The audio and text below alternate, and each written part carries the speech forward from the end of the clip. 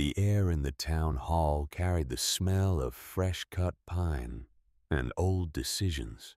September light fell through the west-facing windows in angled shafts, illuminating dust motes that hung suspended like tiny witnesses to judgment. The room was packed. Men lined the walls, arms crossed, faces set in expressions that had already made up their minds.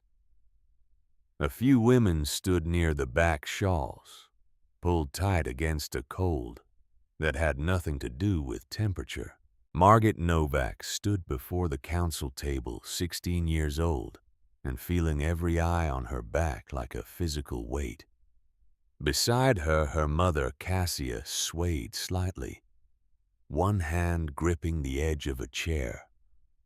The cough that had taken root in her lungs 6 months ago made a wet, rattling sound in the silence. Nobody offered her a seat. 5 men sat behind the table. Mr. Aldrich occupied the center position, his hands folded over a leather folder thick with documents that had already decided their fate. His face was the kind that looked prosperous, well-fed, the face of a man who had never missed a meal or wondered where the next one would come from. He cleared his throat. The sound carried an almost ceremonial quality, like the first strike of a hammer at an auction. Mrs. Novak. He began, not looking at Cassia but at the papers before him.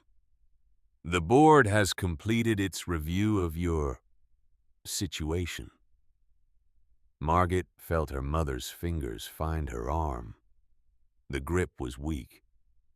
Everything about Cassia had become weak in the 18 months since the cave-in, since the day the mountain had taken Reese Novak and given back only silence and a body so broken they had buried him in a closed coffin. With winter approaching, Aldrich continued, and given your inability to maintain payment on the charter cabin, the board has made a decision. He said it like he was announcing the weather. Factual. Inevitable. The cabin reverts to town ownership. We have need of it for the new assayer coming from Denver. The words landed in Margaret's chest like stones. She had known this was coming. Had known it for weeks. But knowing and hearing were different countries separated by an ocean of hope. Where will we go? Cassia's voice came out barely above a whisper. The question hung in the air, fragile and desperate. Aldrich's expression shifted into something he probably thought was kindness. He gestured to a surveyor's map spread across the table. The board is not without charity, Mrs. Novak. We have deeded you a parcel of land, 3 acres, free and clear. His finger landed on a spot at the edge of the map where the neat grid of surveyed property gave way to topographical contours that looked like a fingerprint pressed into the earth. This is the Barrow Tract, he said. North slope. Good. Yeah, good exposure. Margaret's eyes fixed on that spot. The Barrow. Even the name was a grave. Everyone in Prosperity Creek knew about the Barrow. 3 acres of worthless rock face that had broken the spirits of 2 previous homesteaders before they'd abandoned it to the wind and the juniper. No timber. No water except spring runoff that roared past too fast to catch. No pasture. No hope. It was not a gift. It was a death sentence written on official paper and stamped with a territorial seal. The men around the table nodded gravely, their faces arranged in expressions of civic duty fulfilled. One of them, Tobias Crawford, caught Margaret's eye and quickly looked away. Even he, with all his pride and certainty, seemed to feel the weight of what they were doing. Margaret stepped forward, her boots too big for her feet and stuffed with rags made a hollow sound on the wooden floor. She took the deed from Aldrich's outstretched hand. Their fingers did not touch. His were clean soft. Hers were already calloused from the work she'd been doing. Laundry, mending, anything to earn enough coins to buy another week of beans and flour. She looked at the deed. The legal language swam before her eyes, but the core truth was simple. They were being evicted and given a graveyard plot to die on, expected to build some kind of shelter freeze slowly, as the supplies ran out and become another tragic story the town would tell itself, to feel both sorrowful and superior. "Thank you," Margaret heard herself say. The words came out clear and steady, cutting through the heavy silence. Not grateful, not defeated, just factual. She folded the deed once, twice, and slipped it into her coat pocket. Then she turned, took her mother's arm, and walked toward the door. The crowd parted. No one spoke. No one met their eyes. The door closed behind them with a sound like a coffin lid. Outside, the September wind carried the first real bite of autumn. The sun sat low on the mountains to the west, painting the peaks in shades of copper and blood. Cassia stumbled on the steps, and Margaret caught her, felt how light her mother had become, like she was hollowing out from the inside. They walked back to the cabin in silence. There was nothing to say. The town had spoken. God apparently had nothing to add. That night, while her mother slept fitfully in the single bed they now shared to conserve warmth, Margaret sat at the rough pine table and stared at the things they owned. It did not take long to catalog. 2 bedrolls, a cast iron pot with a broken handle, 3 plates, 2 cups, 1 spoon, a few changes of clothing all mended past the point of dignity, and the box. Her father's box. Reese Novak had been a man who lived more underground than above it, a Welsh miner who had brought his knowledge of stone and darkness all the way from the valleys of his homeland to the mountains of Montana. He had understood rock the way some men understood horses or cards. He could read it, predict it, respect it. The box contained his collection. Rock samples, each one wrapped carefully in cloth and labeled in his precise angular handwriting: quartzite, schist, gneiss, Precambrian granite with veins of feldspar that caught the light like frozen lightning. To most people, they were just stones. To Reese, they had been chapters in a story the earth was telling. Margaret opened the box slowly, the hinges complaining. The smell hit her first. Rock dust and damp earth and the faint mineral tang of the deep places. It smelled like her father, like the way he'd come home from the mines. His clothes stiff with dried sweat and stone powder. His hands cracked and blackened, but his eyes bright with the secret knowledge of what he'd seen that day in the darkness. She lifted out the samples one by one, setting them on the table. Beneath them, wrapped in oilcloth, was his journal. Margaret had seen the journal before. Her father had written in it every evening after supper, his hand moving across the pages with the same careful precision he brought to setting charges or timbering a shaft. But she had never read it. It had felt like an intrusion, like reading someone's prayers. Now, with the deed to a worthless plot of land burning in her pocket and winter coming like a wolf over the mountains, she unwrapped the oilcloth and opened the cover. The first page was dated 1871. Wales. A younger Reese writing about the mines of his homeland, the coal seams and the water problems and the ventilation systems that kept men breathing in the deep dark. The entries marched forward through years. His journey to America, the copper mines of Michigan, the silver strikes in Colorado.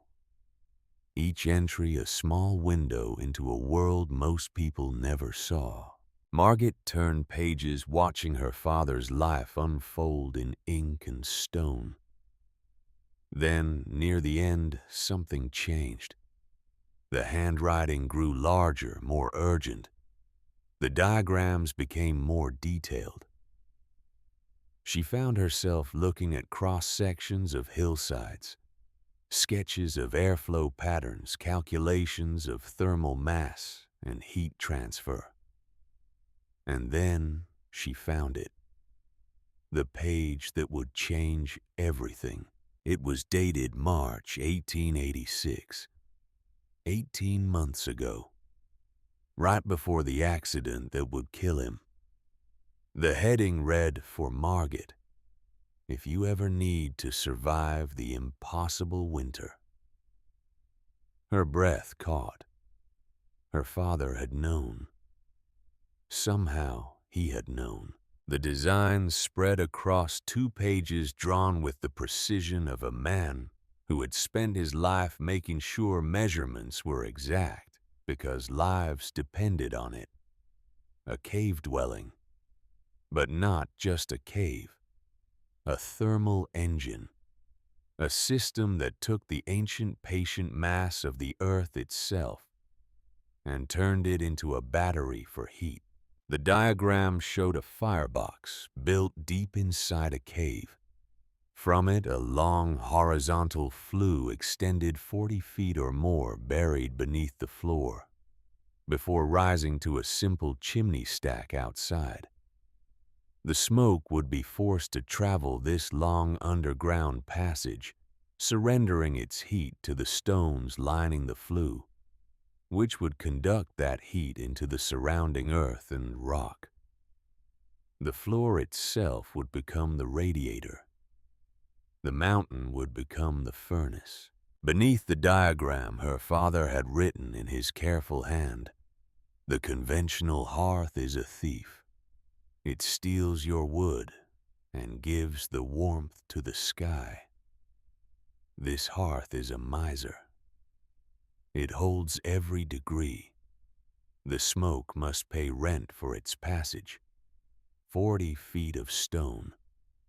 The earth remembers heat the way it remembers time.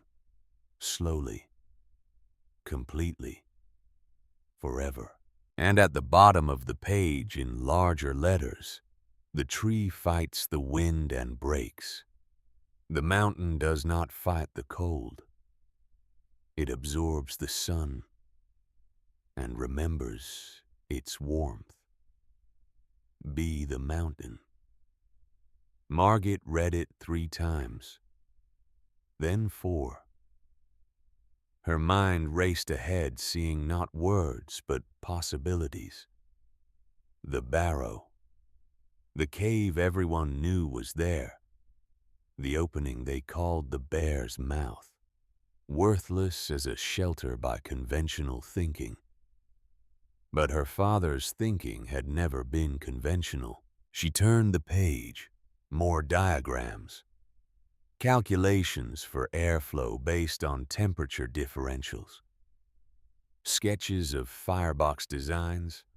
Notes on clay mixtures for sealing high-heat masonry. Instructions for determining the proper angle and length of the flue based on the volume of the space being heated. It was all here, the complete blueprint for survival. Margaret closed the journal carefully and sat in the darkness listening to her mother's labored breathing from the bed. Outside, the wind picked up, rattling the loose boards of the cabin they would soon lose. The candle on the table had burned down to a stub, the flame guttering in the drafts that came through cracks they had no money to seal. Everyone expected them to die. The town had handed them a worthless plot of land and called it charity. They would build some pathetic lean-to, shiver through a few weeks of cold, and then freeze when the real winter came. The good people of Prosperity Creek would shake their heads and say they had tried to help, but some people just couldn't be saved. Margaret's jaw tightened. Her hands resting on the journal curled into fists. No. She would not give them that satisfaction. She would not become another tragic story for them to tell themselves at Christmas, while they sat warm in their wasteful, ignorant cabins. Her father had left her the knowledge. The mountain would provide the material. All she needed was the will to do what everyone would say was impossible. She opened the journal again and began to read, this time taking notes. By the time the sun rose, she had a plan. The next morning, Margaret left her mother sleeping and walked 2 miles to the edge of town where Ezra Stone lived. The old miner occupied a small cabin that leaned slightly to the south, as if tired of standing upright. Smoke drifted from the chimney in a thin, efficient line, a sign of a man who knew how to burn wood properly. Ezra was in his yard, splitting kindling with the economical strikes of someone who had learned long ago not to waste motion. He was 68 years old, his face a map of the underground places he had spent his life exploring. His hands were gnarled, the knuckles swollen with the arthritis that came from years of swinging a pick in cold, wet darkness. But his eyes were sharp. He saw Margaret coming and set down the hatchet. "Miss Novak," he said, his voice carrying the faint lilt of Wales softened by decades in America. "Heard about the council's decision. I'm sorry." "Don't be sorry," Margaret said. "Help me instead." She pulled out her father's journal and opened it to the page with the design. Ezra's eyes widened. He took the journal with hands that trembled slightly, not from age but from recognition. "Christ in heaven," he breathed. "He actually drew it all out. You knew about this. Your father showed me the concept a week before." Ezra stopped the sentence, dying, before the accident was too heavy to say out loud. He was excited. Said if something ever happened to him, you'd need to know how to survive a hard winter. I told him it was brilliant. I also told him it was impossible. "Why impossible?" Ezra looked at her, measuring. The work girl. The sheer physical labor. It took 6 men 2 months to dig a 40-foot drift in the mine. You're talking about doing something similar alone, or near enough. And the precision required for the flue angle, the ceiling, the firebox construction. One mistake and you either fill the cave with smoke or lose all your heat into the ground before it can do any good. But it would work. The physics are sound. Ezra nodded slowly. Aye. Your father understood heat transfer better than any man I knew. The principle is the same as a masonry stove or a hypocaust, but adapted for a natural cave. If built correctly, it would be more efficient than any cabin in this territory. Warmer with 1/10 of the wood. Then I'm going to build it. The old miner studied her face. Whatever he saw there made him nod.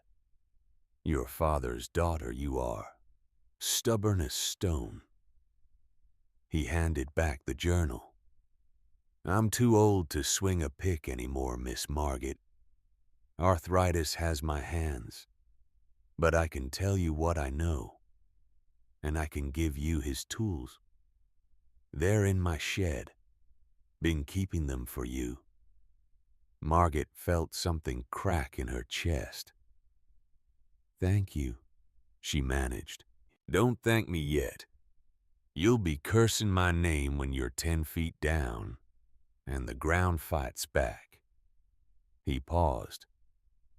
The town's gonna mock you. You know that, yes. Let them. Tobias Crawford will be the worst of it. He'll tell everyone you're a fool, that you're killing your mother with false hope. Tobias Crawford builds boxes that leak heat like sieves and calls it craftsmanship. I'm going to build a mountain that remembers warmth. We'll see who the fool is. Ezra's weathered face split into a grin. Aye, we will at that. He led her to the shed and unlocked it. Inside, carefully maintained and organized, were Reese Novak's tools. The pickaxe with the hickory handle he had shaped himself. The shovel with the blade worn thin from years of use. The surveyor's level. The mason's trowel. The leather tool belt with its pockets for chisels and wedges. Margit ran her hand over the pickaxe handle. It was smooth from her father's grip, the wood darkened by the oil of his palms. Holding it felt like holding his hand one more time. He was a good man, your father, Ezra said quietly. Taught me more about reading rock than I learned in 30 years before I met him. You build this thing, you'll be doing right by his memory. I'm not building it for his memory, Margit said, shouldering the tools. I'm building it to survive. But yes, he'll be with me in every stone. The walk to the barrow took 2 hours. The last mile was uphill, following a faint trail that deer and the occasional desperate homesteader had worn into the scree slope. Margit's legs burned with the effort, the weight of the tools dragging at her shoulders, but she kept moving. When she crested the final rise, she stopped. The barrow spread before her in all its worthless glory. 3 acres of north-facing slope covered in loose rock and stunted juniper, twisted by constant wind. No shelter, no water, no kindness whatsoever. And there, set into the hillside like a dark wound, was the cave. The opening was perhaps 10 feet wide and 7 feet high at its peak. Brambles clawed at the entrance, thorny and stubborn. The stone surrounding it was Precambrian granite, ancient beyond human reckoning, streaked with darker bands of metamorphic rock. It looked like the mountain had been torn open and never healed. Margit set down the tools and approached slowly. She pushed through the brambles, ignoring the thorns that caught at her coat and sleeves. The darkness inside was complete. She struck a match. The flame pushed back the dark a few feet. The cave extended back into the hill, the floor uneven but trending slightly upward. The air smelled of cold stone and time. She took a step inside, then another. The temperature dropped immediately. Outside it was a mild September day. In here it was November. She let the match burn down, until it singed her fingers, then struck another. Moving deeper, she could see the cave narrow after about 30 feet, pinching down to a crack too small for a person. But the main chamber, this front section, was workable. Maybe 12 feet deep, 10 wide, 7 high. Enough space for 2 people to live, to survive. The floor was a mix of packed dirt and fallen rock. The walls showed stress fractures but looked stable. No active water seepage. No sign of recent animal occupation. Just cold, patient stone that had been here for 1 billion years and would be here for 1 billion more. Margaret stood in the darkness after the second match died, letting her eyes adjust. A faint gray light filtered in from the entrance. She breathed the cave air, tasting mineral and cold and possibility. This would be home. These walls would be their shelter. This floor would be their source of warmth. All she had to do was convince the mountain to remember heat the way it remembered time, slowly, completely, forever. She walked back out into the daylight and began to survey. She paced off distances, driving stakes into the ground to mark where the flue would run. 40 feet from the firebox location to the chimney stack. She checked the slope with her father's level. A gentle downgrade from the cave entrance to the chimney point. Good. The hot gases would want to rise, but the draw of the chimney and the temperature differential would pull them along the horizontal run. She gathered rock samples, breaking them open with the pickaxe to see the interior structure. The granite was dense and sound. It would hold heat well. The schist layers would be trickier, more prone to fracture, but usable for the flue lining if she chose carefully. By the time the sun reached its zenith, she had a clear picture.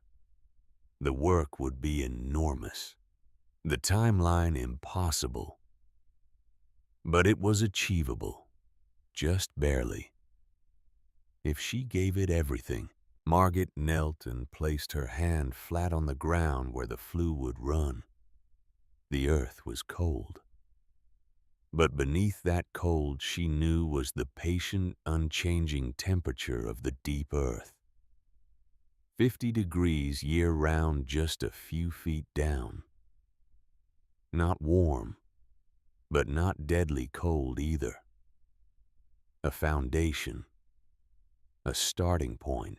She closed her eyes and heard her father's voice, remembered from 100 evenings spent listening to him talk about the mysteries of stone and heat and the slow breath of the world beneath their feet. The surface is a liar, Margaret.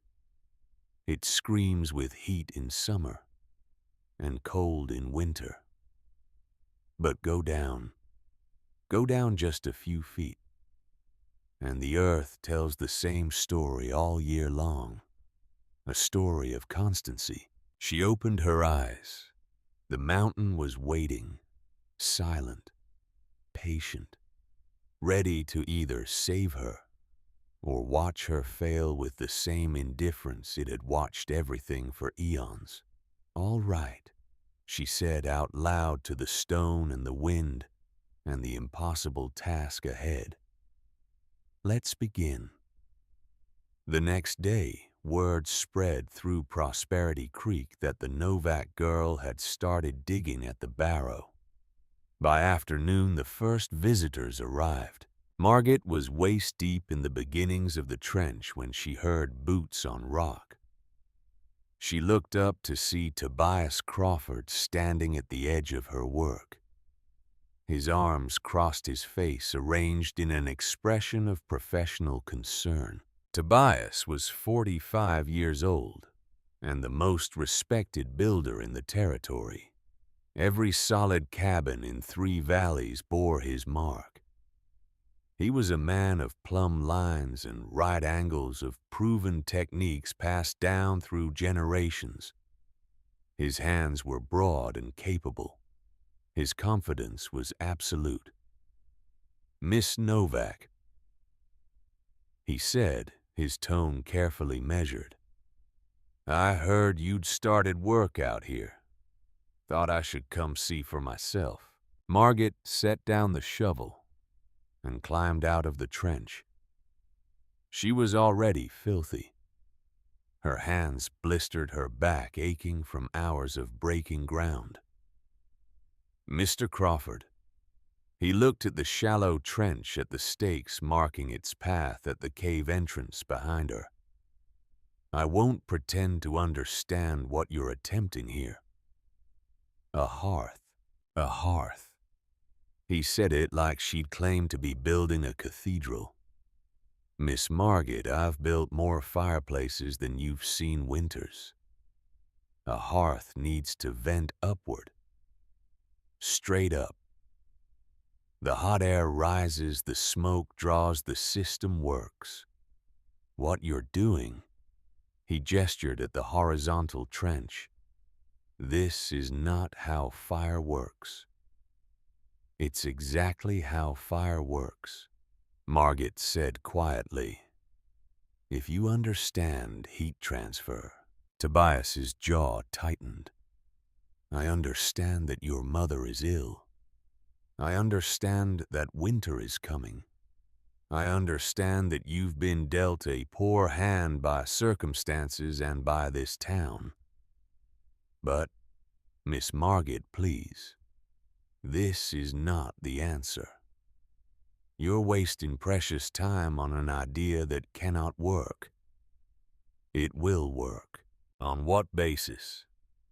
Where did you learn thermal engineering? From books? From dreams?" His voice rose slightly, frustration breaking through the paternal concern. "I'm offering you real help. I have timber at my mill. Enough for a small but sound cabin. A proper shelter with a proper fireplace. It won't be grand, but it will keep you alive through the winter. Let me help you." Margaret met his eyes. She saw genuine concern there. He truly believed he was saving her from a fatal mistake. He was wrong, but his intentions were good. That made it harder. "I appreciate the offer, Mr. Crawford. Truly.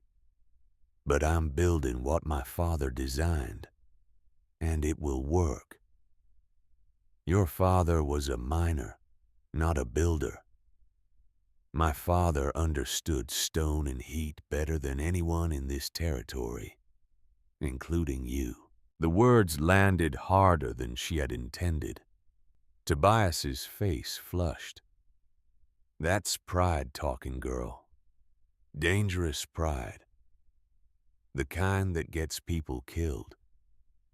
"No," Margaret said, her voice still quiet, but carrying a core of steel. "What kills people is doing things the way they've always been done because it's safe and accepted, even when there's a better way. My father showed me that better way. I'm gonna build it."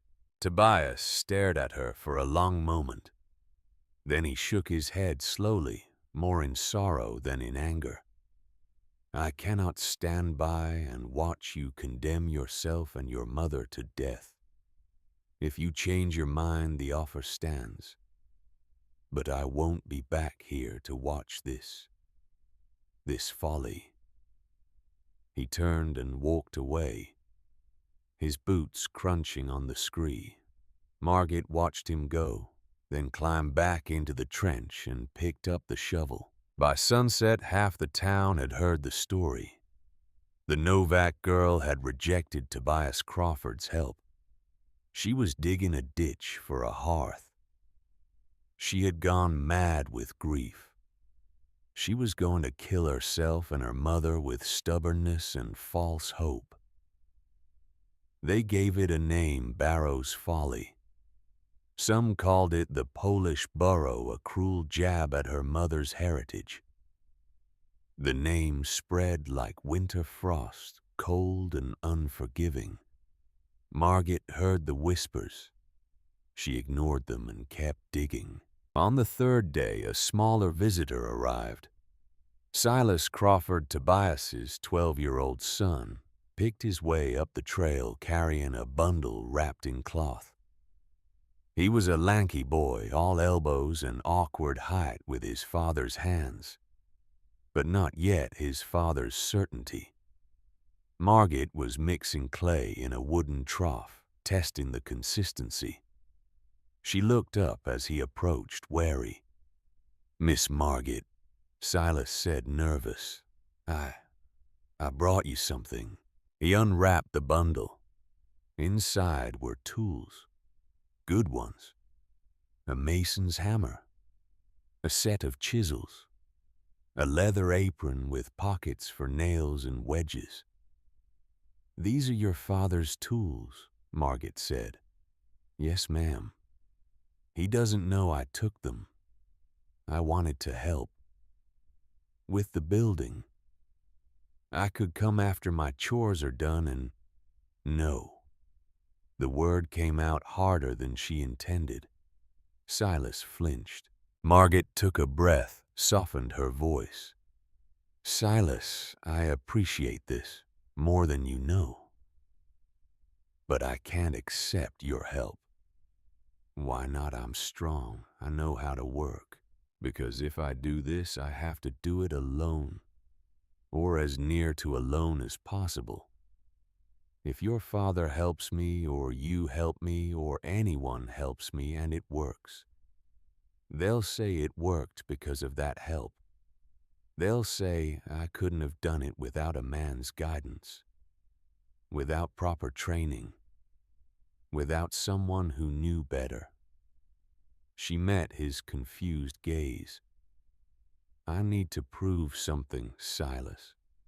Not just that this design works, but that I can make it work. Do you understand?" The boy thought about it, then slowly nodded. "I think so. Take the tools back. Don't let your father know you were here, and thank you for believing." Silas rewrapped the bundle, hesitated, then said, "My father's a good man, but he's wrong about this. I saw your drawings. The way you explained it to him, it makes sense.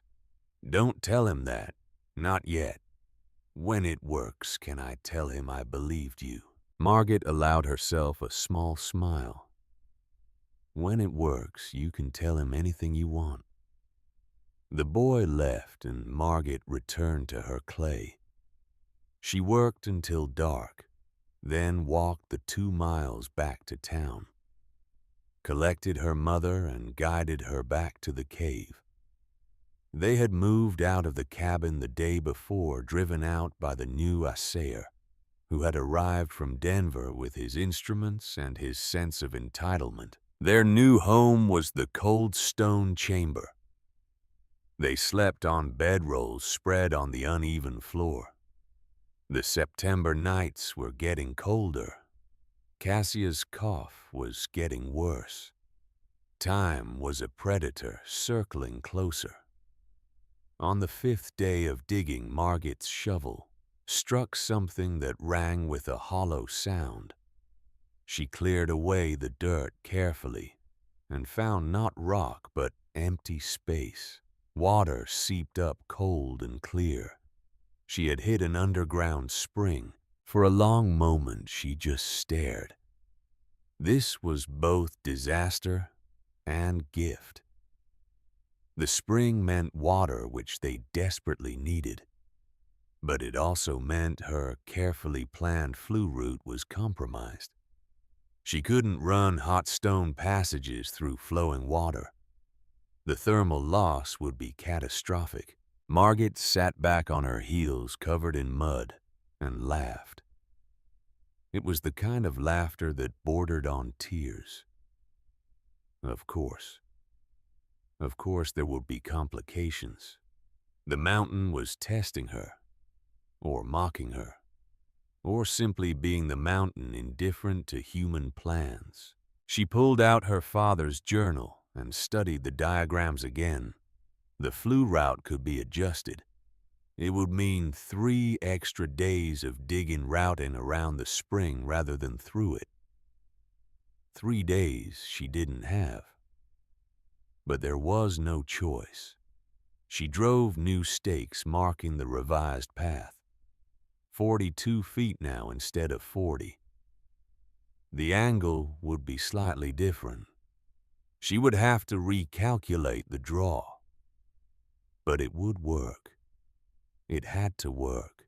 That night, by the light of a small fire built in front of the cave for warmth and cooking, Margaret updated the plans.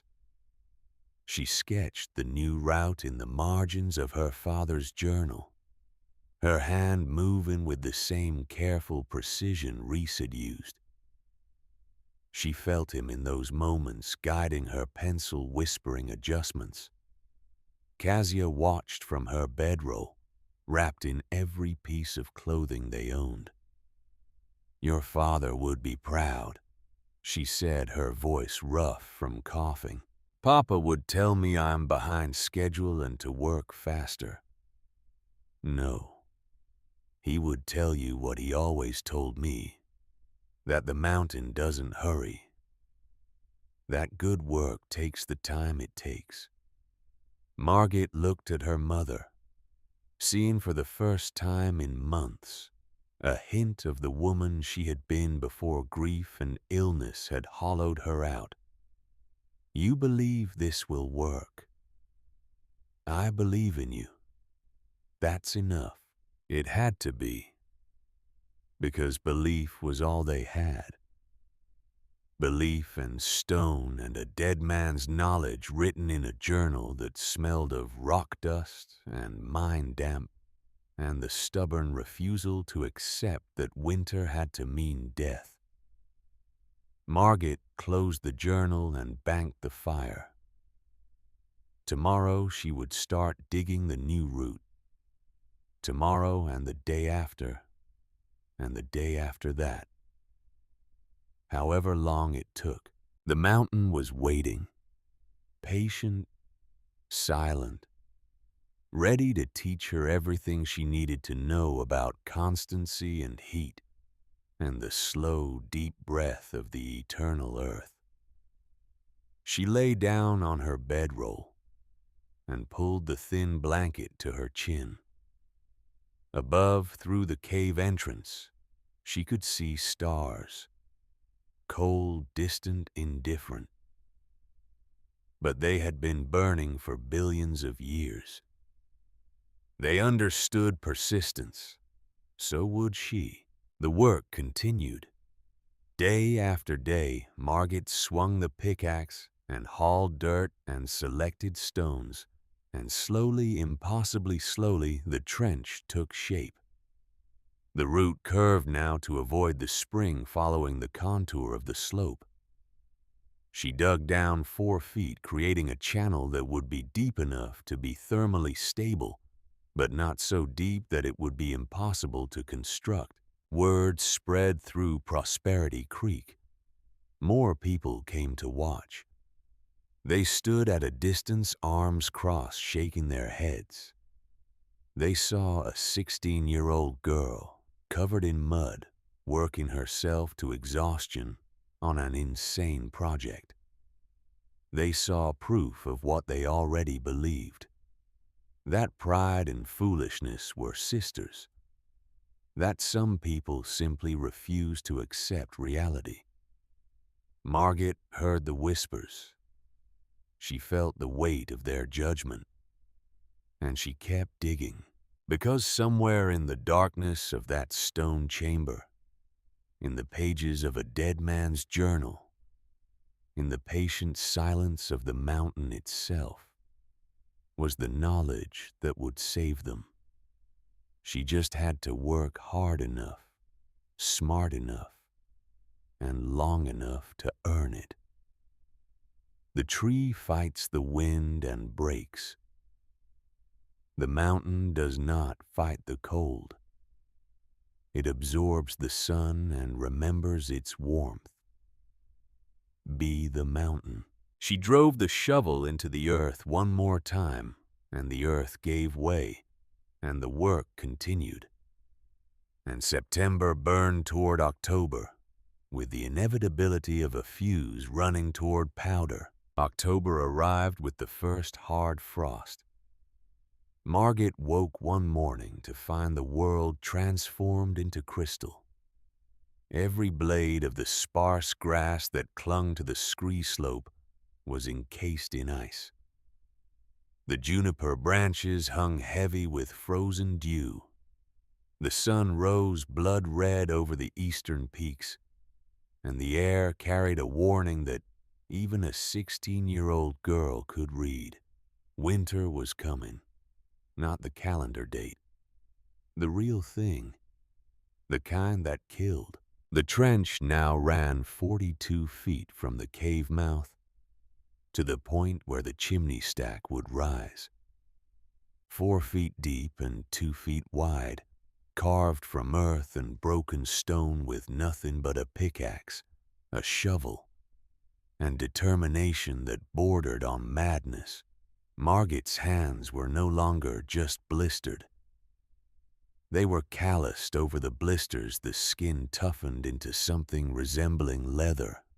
Her shoulders had changed shape, the muscles built from swinging the pick 12 hours a day, now visible even through her coat.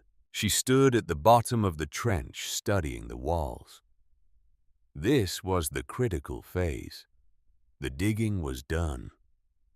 Now came the construction that would either prove her father's design or condemn them both to freezing in a smoke-filled cave. The flue needed to be lined. Every inch of those 42 feet had to be covered with flat stones set in clay, creating a sealed passage that would force the hot gases from the fire to surrender their heat to the earth. The stones had to be flat enough to create a smooth interior surface, thick enough to absorb and conduct heat, fitted tightly enough that no smoke could escape into the surrounding soil. She had spent the last 3 days gathering stones, not just any stones, specific ones. Flat pieces of schist that split along natural plains. Chunks of granite that could be worked with the chisel into rectangular shapes. She sorted them by size, by thickness, by the angle of their faces. By the time she was done, she had nearly 500 stones arranged in careful piles along the length of the trench. The work of laying them began on October 7th. Margaret started at the firebox end, setting the first course of stones along the bottom of the trench. Each one had to be level, had to fit against its neighbor with minimal gaps. She used her father's surveyor's level, obsessively checking and rechecking. A variation of even a quarter inch over 40 feet could disrupt the flow of gases, create cold spots where smoke would pool and condense. The clay mixture was the next challenge. Not just any clay. It had to withstand high heat without cracking. Had to seal the gaps between stones. Had to remain flexible enough during construction to work with her hands, but cure hard enough to last decades. The nearest deposit of the right kind of clay was 3 miles away in a dry creek bed that cut through a fold in the hills. Margaret had found it by reading the landscape the way her father had taught her, looking for exposed banks where erosion had revealed the layers, testing samples by rolling them between her fingers, feeling for the plasticity that indicated high kaolin content. She made the journey every morning before dawn, carrying 2 wooden buckets. The walk there took an hour. Digging and loading the clay took another hour. The walk back, bent under the weight of 40 pounds of wet clay in each bucket, took 90 minutes. By the time she reached the barrow, her shoulders screamed and her legs trembled. Then the real work began. The clay had to be mixed with sand and water to the exact consistency. Too wet, and it would slump. Too dry, and it would crack. She mixed it in a wooden trough she had built from scavenged planks, working it with her hands until the texture was right. Only then could she begin laying stones. Kneel in the trench. Apply clay to the base. Set stone. Check level. Apply more clay to seal the joints. Set next stone. Check level. Over and over. Inch by inch. Her world narrowed to the next stone, the next seal, the next measurement. Kezia tried to help, but her strength was gone. She managed to carry small stones to mix clay while Margaret dug. But after an hour, she would collapse, coughing, her face pale and her hands shaking.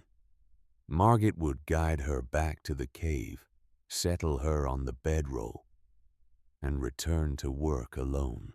By October 15th, she had completed the first 20 feet of the flue.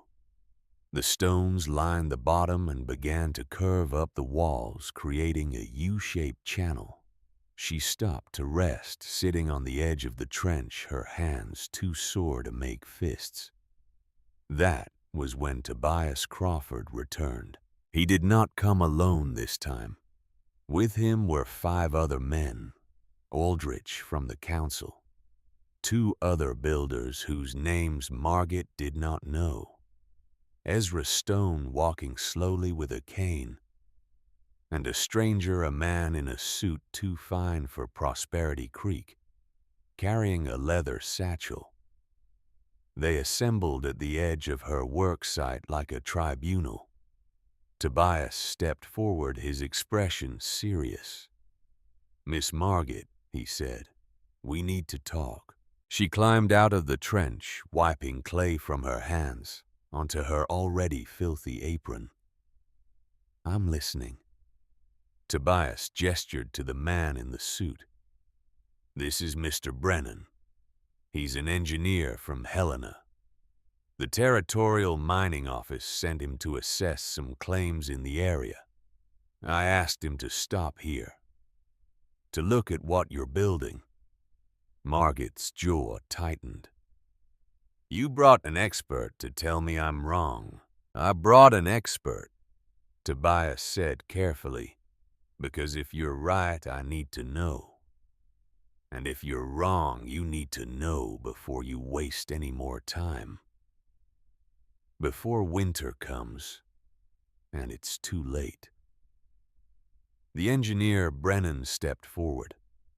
He was perhaps 50, with the kind of face that had spent most of its life indoors studying papers and diagrams. But his eyes were sharp. "Miss Novak, may I see your plans?" Margaret hesitated, then pulled her father's journal from the oilskin pouch she kept it in. She opened to the page with the design and handed it to him. Brennan studied it for a long time. His finger traced the path of the flue, the dimensions of the firebox, the calculations for heat transfer. He looked up at the actual construction, comparing reality to diagram.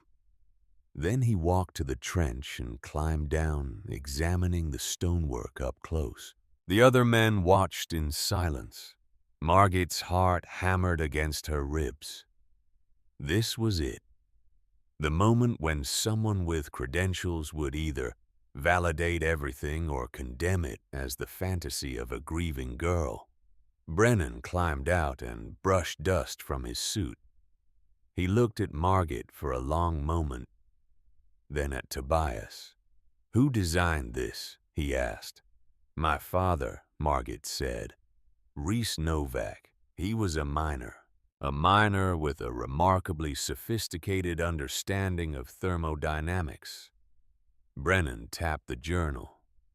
"This is not a fireplace. This is a hippocaust. The Romans used them 2,000 years ago. Heated floors in their villas by running hot gases under stone slabs. But they used external furnaces and brick channels. Your father has adapted the principle for a natural cave system, using the thermal mass of the earth itself as the primary heat sink and storage medium." He turned to Tobias. "It will work. In fact, if executed properly, it will be significantly more efficient than any conventional cabin heating system I've seen in this territory." The words fell into the group like stones into still water. Tobias's face went through several expressions at once: surprise, confusion, something that might have been embarrassment.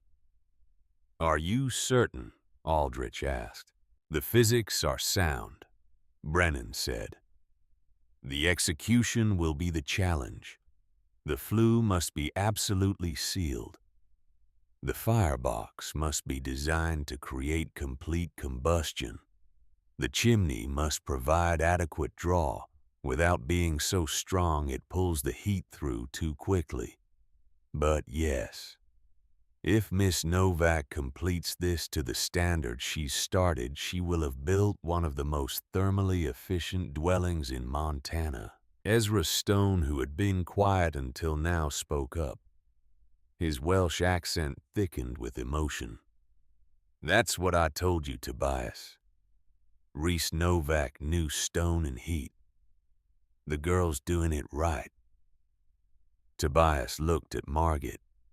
The certainty that had armored him was gone. In its place was something more complicated. Respect, perhaps. Or the beginning of it. "I owe you an apology," he said quietly. "You owe me nothing," Margit replied. "Just stop telling people I'm building my own grave." "I'll do better than that. I'll tell them you're building the future." The men left talking among themselves in low voices. Brennan paused before he went handing back the journal. "Your father was a brilliant man, Miss Novak. Finish what he started." "I will. And when you do, would you allow me to document it? The territorial office should have a record of this design." Margit nodded, not trusting herself to speak. When they were gone, she sat down hard on a pile of stones and let the shaking take her. Validation. After weeks of mockery and doubt, someone who understood the science had said she was right. Cassia emerged from the cave, moving slowly. She had heard everything. She sat beside her daughter and put a thin arm around her shoulders. "Your father would have liked that man," she said. "Papa would have argued with him about the optimal firebox dimensions for an hour." They sat together as the sun tracked across the sky, two figures on a worthless piece of land that was slowly transforming into something that might save their lives. The work continued with renewed intensity. Word spread through town that the engineer had validated the design. The mockery did not stop entirely, but it changed flavor. Now it was less about the foolishness of the attempt, and more about doubt that a girl could execute such a complex construction. Margit proved them wrong stone by stone. By October 22nd, disaster struck. She was working on a section of the flue about 30 feet from the firebox. The walls of the trench here were particularly unstable, the soil more sand than clay. She had braced them with scrap wood, but it was inadequate. She knew it was inadequate. But wood was scarce and time was more scarce. She was setting a capstone across the top of the flue channel when she heard it. A sound like a sigh. The earth settling. She looked up just in time to see the eastern wall of the trench beginning to slump. No, she breathed. Then louder. No. She scrambled out as 10 feet of trench wall collapsed inward, burying a week's worth of work under tons of soil and rock. The carefully laid stones were crushed or displaced. The clay seals were broken. The level surfaces she had spent hours perfecting were obliterated. Margaret stood at the edge of the destruction and felt something inside her crack. A week of work. Gone. And she had 4 weeks until the first heavy snows, maybe less. The margin for error had been razor thin. Now it was gone. She sat down on the cold ground and put her face in her hands. Not crying, beyond crying, just broken. Kezia found her there an hour later. She said nothing, just sat beside her daughter and waited. Finally, Margaret spoke, her voice hollow. I can't do this. There isn't enough time. Then we'll die. The bluntness of it shocked Margaret into looking up. Her mother's face was calm, matter of fact. We'll die warm and comfortable in town, Margaret said bitterly.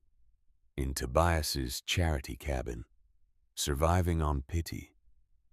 Or we'll die here having tried something impossible and failed. Kezia paused. Your father failed 6 times before he got the ventilation system right in the number 2 shaft. Each failure taught him something. Each time he came home covered in rock dust and frustration. And each time he went back the next day and tried again. This is different. I don't have time for 6 tries. Then learn faster. Kezia stood wincing at the effort. You know what went wrong. You know the wall was weak. So fix it.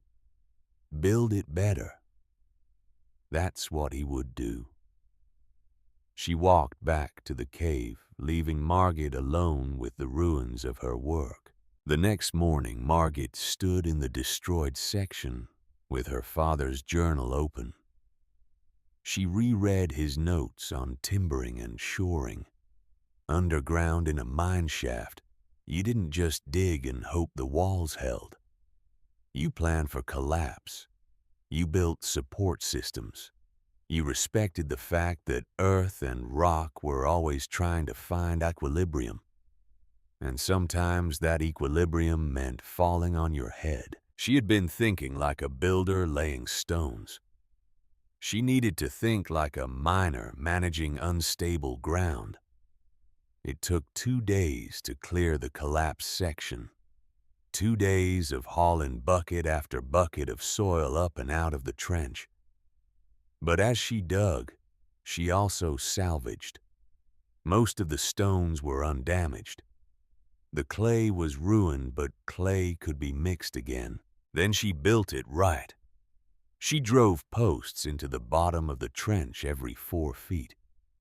She braced the walls with planks scavenged from the same collapsed barn that would later provide lumber for the cave entrance. She created a framework that held the earth back, giving her a stable working space. It added 3 days to the schedule. But when she resumed laying stones, the walls did not move. The earth was tamed. controlled. She worked faster now, her movements economical and precise. The repetitive motion of set-level seal had become automatic. Her hands knew what to do before her mind had to tell them.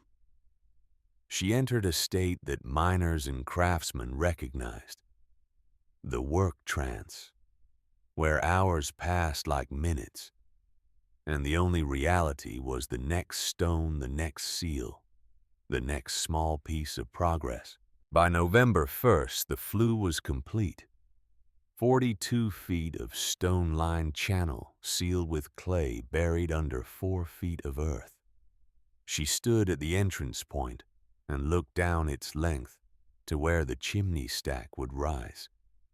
It looked like a tomb or a birth canal, depending on how you thought about it. Now came the firebox. This was the heart of the system, the place where wood would burn and heat would be generated. It had to be built inside the cave, using the wall of the cave as its back. It had to be sized correctly to burn efficiently. Too large and the fire would be lazy, producing smoke instead of heat. Too small, and it would not generate enough energy to push gases through 42 feet of stone. Her father's calculations specified a firebox 18 inches wide, 24 inches deep, and 20 inches high. The interior would be lined with fire brick if she could afford it. Since she could not, it would be lined with the densest granite she could find, sealed with a high-temperature clay mixture that would vitrify in the heat. She built it over the course of a week, each stone selected for its ability to withstand thermal shock, each joint sealed and resealed until no gaps remained. She created a damper system using a flat piece of iron she had traded 2 of her father's rock samples for. The damper could be adjusted to control airflow, allowing her to regulate the burn rate. The top of the firebox was a heavy slate slab, salvaged from an old mine building. It would serve as a cooking surface. Every element had to be multi-purpose. There was no room for waste. Kezia watched the construction from her bedroll, too weak now to do more than mix clay in small batches. Her cough had worsened as the nights grew colder. Margaret could hear the fluid in her lungs, the wet rattle that spoke of pneumonia building. They were racing winter and disease both. The front wall was next. The opening of the cave had to be sealed, transformed from a gaping wound in the hillside to something that could hold heat. But sealing it completely would create a tomb. They needed a door, a window, a way to let light in without letting warmth out. Timber was the problem. The barrow had none. The town's sawmill sold lumber at prices that might as well have been asking for gold bars. Margaret had no money. She had sold or traded everything they owned of value, except 2 things: her father's journal and her mother's wedding ring. The ring sat on a small stone shelf Margaret had carved into the cave wall. Gold thin from years of wear with a tiny chip of garnet set in the band. Reese had given it to Kezia on their wedding day in a church in Krakow that neither of them would ever see again. It was the last physical evidence of a love story that had crossed an ocean and ended in a Montana copper mine. Margaret looked at it every day, looked away, looked back. On November 10th, she walked into town and found the glazier who had opened a shop on Main Street. His name was Morrison, and he had glass. Real glass panes transported from Denver at great expense. "I need a window," Margaret said. 2 feet by 3 feet. Single pane. Morrison looked at the girl covered in rock dust and mud. That will cost you $12. She did not have 12 cents. She pulled the ring from her pocket and set it on his counter. Morrison picked it up, examined it in the light. This is gold, but it's small. Maybe worth $8. It's worth more than that. It's worth whatever I say it's worth because it's the only thing I have to trade. They stared at each other. Finally, Morrison nodded. I'll do it for the ring, but I want to know what you're building out there. People say you've lost your mind. I'm building survival, Margaret said. And when it works, you can tell people you sold me the window that let us see spring. He cut the glass that afternoon. She carried it back to the barrow, wrapped in cloth, cradled in her arms like an infant. When she showed it to her mother, Kezia touched the ring finger of her left hand, the pale band of skin where the gold had sat for 23 years. Your father would understand, she said. I know. He would tell you it was a good trade. I know that too, but knowing did not make it hurt less. The timber came from the same collapsed barn that had provided bracing for the trench. Margaret made the journey over the course of 4 days, hauling planks on her back across 3 miles of rough country. Each trip took most of a day. Each plank weighed 30 to 40 pounds. Her back developed a permanent ache that no amount of rest could cure. She framed the cave entrance with posts and headers, creating a wall that fit the irregular opening of the stone. She left space for a door and the window. The gaps between planks were stuffed with moss, sealed with mud mixed with straw, then covered on the interior with a layer of clay. Every crack was found and filled. Every potential leak was sealed. The door she built from overlapping planks hung on hinges made from leather straps and nails. She straightened from the bent ones she found in the barn ruins. It was not beautiful, but it was solid. It closed tight. It kept the wind out. The window went in last. She fitted the glass into the frame with a mixture of pride and terror. One crack and $8 worth of gold was wasted. But the pane settled into place perfectly. She sealed it with putty Morrison had thrown in, and suddenly the dark cave had light. Real light. Clean light that fell across the stone floor in a rectangle of promise. Kezia stood in that light and cried. By November 20th, the construction was complete. The flue buried and sealed. The firebox built and cured. The front wall tight and insulated. The chimney stack rising 3 feet above ground at the far end of the system, capped with a simple stone hood to keep rain out. It looked insane. A wooden wall built into the mouth of a cave, a stone stack in the middle of nowhere connected to nothing visible. No one who saw it would understand it. But Margaret understood it. Every stone, every joint, every calculation. The test came on November 21st. The first snow had fallen 2 days before a light dusting that melted by noon.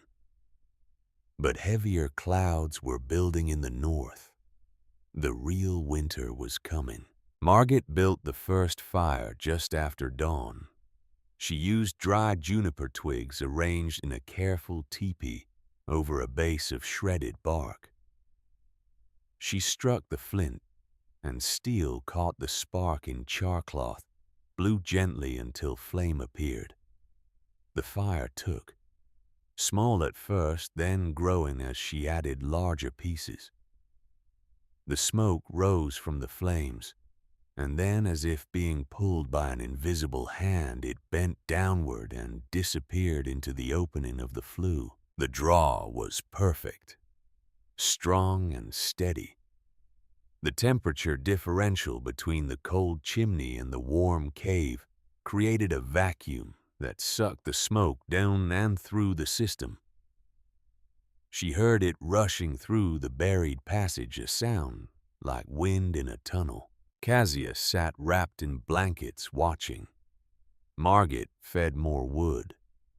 Juniper gave way to pine.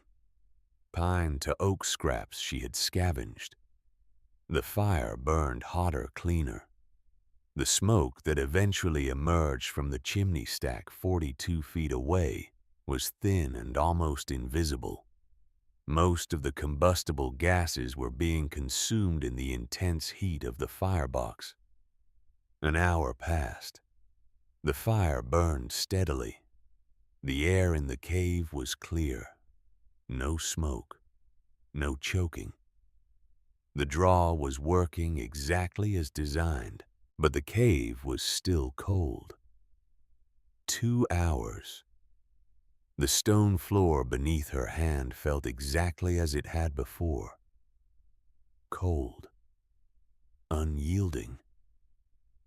Margit fed more wood, her movements becoming mechanical. Stoke.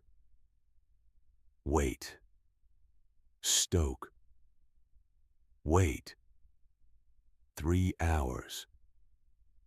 Kezia's breath still plumed in the air. She coughed and the sound echoed off stone walls that gave back no warmth. Margit put her hand on the floor directly above where the flue ran. Cold. She moved to another spot. Cold. Another. Cold. Panic began to build in her chest. The smoke was drawing. The fire was burning clean. Everything was working except the one thing that mattered. The heat was not staying. It was bleeding away into the infinite thermal mass of the mountain. Tobias had been right. She had built a heat sink, not a hearth. She had condemned them to freeze in a cave filled with smoke that refused to warm them. 4 hours. Margit sat on the floor, her back against the wall, and stared at the fire. It mocked her with its cheerful flames. All that energy, all that potential warmth, and none of it reaching them. The mountain was drinking it down, insatiable and indifferent. Maybe it needs more time, Kezia said quietly. It's been 4 hours. If it was going to work, we'd feel something by now. Your father wrote that the earth is a miser, that it fills its pockets slowly. How slowly? How long are we supposed to wait? Kezia had no answer. Margit fed more wood into the firebox, her movements angry now. She had done everything right, every calculation, every measurement. The flue was sealed. The draw was perfect. The design was sound. The engineer from Helena had confirmed it. But the cave remained a tomb of cold stone that refused to remember warmth. Night fell. The temperature dropped. Margit kept the fire burning, adding wood mechanically. They ate a cold supper of beans and hard bread, wrapped themselves in every blanket they owned. Tried to sleep. Margit could not. She lay on her bedroll, staring at the dying firelight reflected on the stone ceiling. Failure tasted like ashes. She had spent 2 months breaking herself against this problem. had ignored mockery and doubt and physical exhaustion, had traded her mother's wedding ring for a window to a house that would not keep them warm enough to see spring. Around midnight, she gave up on sleep. She got up and fed the fire again, banking it with larger pieces of wood that would burn slowly through the night. She put her hand on the floor near the firebox. Still cold. She lay back down, pulled the blanket over her head, and closed her eyes. Sleep came finally fitful and dream-haunted. In the dreams, her father stood in the mouth of the cave, his face sad. "You have to wait," he said. "The mountain doesn't hurry." But Dream Margit could not hear him over the sound of her mother coughing. She woke to gray light filtering through the window. Morning. The fire had burned down to coals. The cave was silent except for the sound of Kazia's breathing, steady for once, not interrupted by coughing. Margit lay still for a moment, reluctant to face another day of failure. Then she noticed something. She was not cold, not warm, not comfortable. But the deep bone-penetrating cold that had lived in this cave since they had moved in was gone.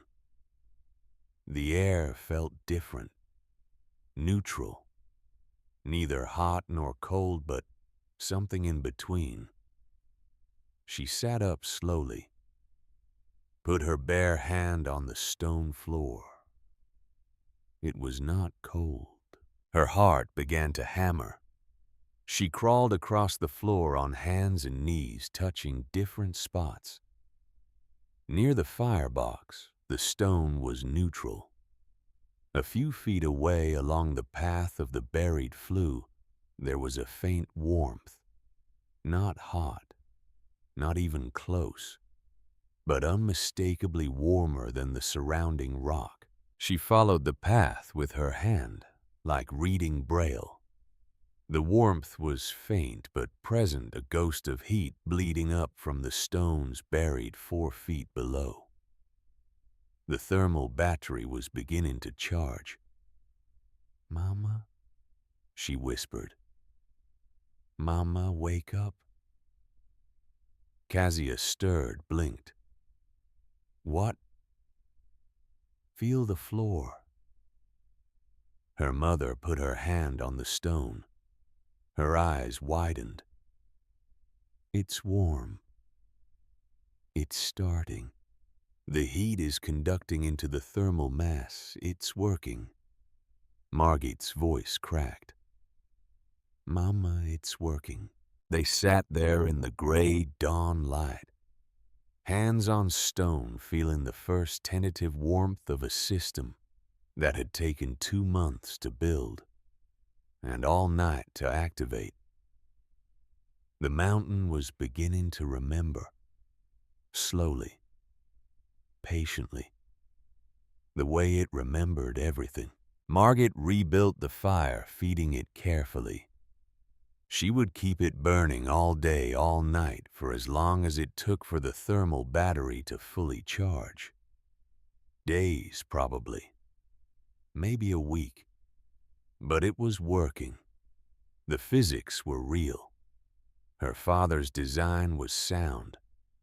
She had built a mountain that remembered warmth. Outside, the wind picked up, carrying the smell of snow. The real winter was coming.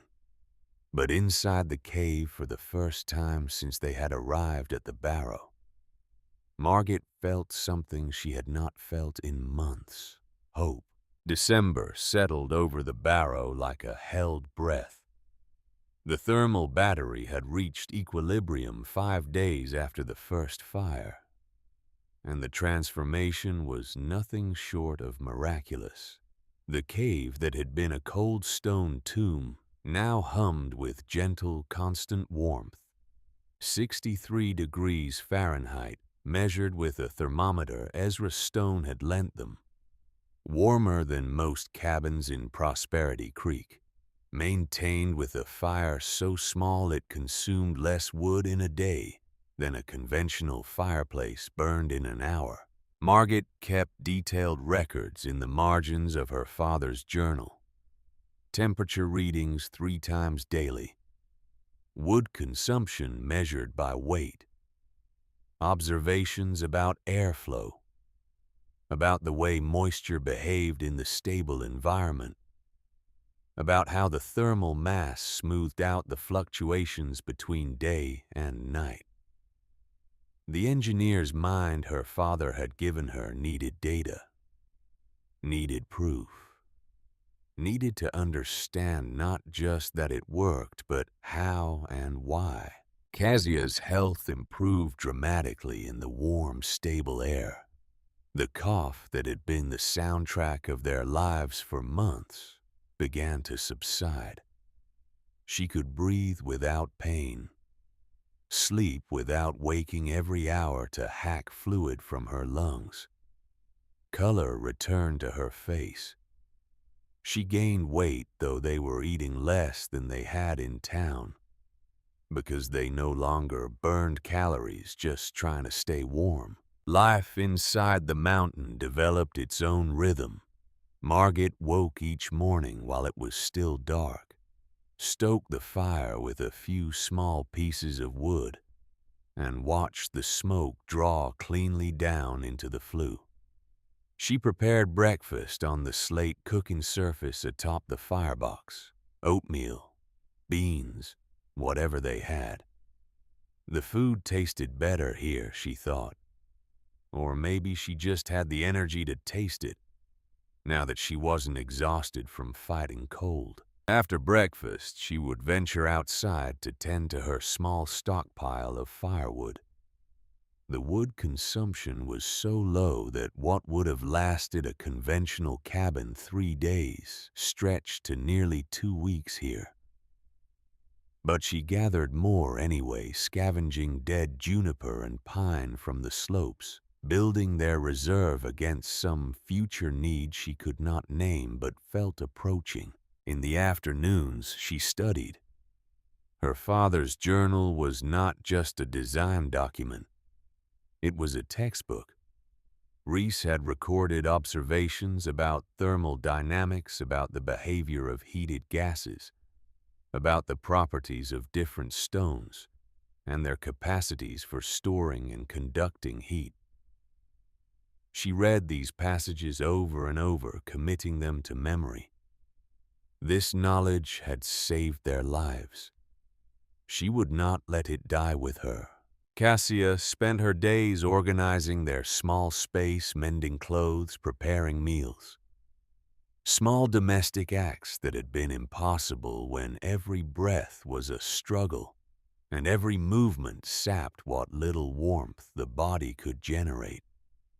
She sang sometimes old Polish songs from her childhood, and the cave walls gave them back with an acoustic richness that made Margaret stop and listen, remembering a time when her mother had been young and her father alive, and the world had not yet revealed how hard it could be. Visitors came. Not many, not often, but they came.